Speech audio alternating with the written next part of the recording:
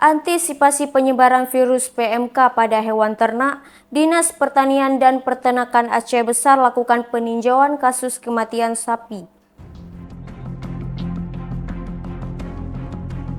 Menanggapi munculnya kasus penyakit mulut dan kuku atau PMK di Aceh Besar, Kepala Dinas Pertanian dan Peternakan Jakfar berkunjung langsung ke Gampong Blangkire, Kecamatan Darul Kamal, Aceh Besar sebagai upaya cepat untuk pencegahan penyebaran PMK di desa tersebut. Sejauh ini, belasan ekor sapi yang diduga terpapar PMK mati mendadak, seperti terlihat pada video yang sempat direkam oleh warga.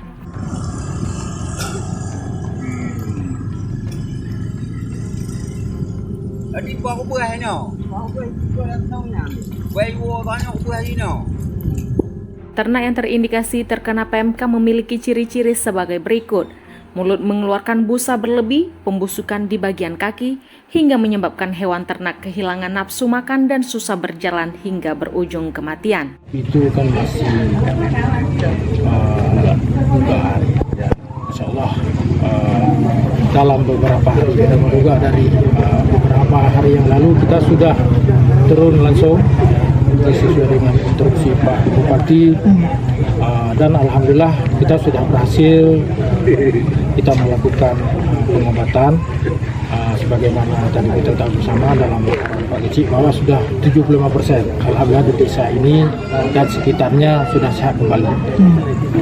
Dan kita mengharapkan ini antusias dari masyarakat apabila memang ada gejala-gejala PMK ini agar segera melapor kepada petugas kami.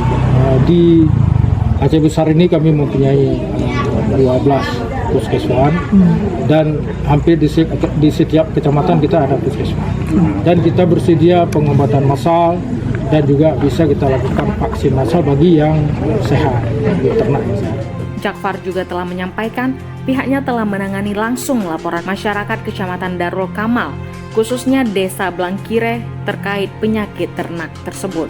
Pemerintah Aceh Besar terus berupaya mencegah agar tidak meluasnya infeksi PMK di wilayah Aceh Besar dengan melakukan pengobatan massal dan pemberian vaksin gratis pada hewan yang dinyatakan masih sehat.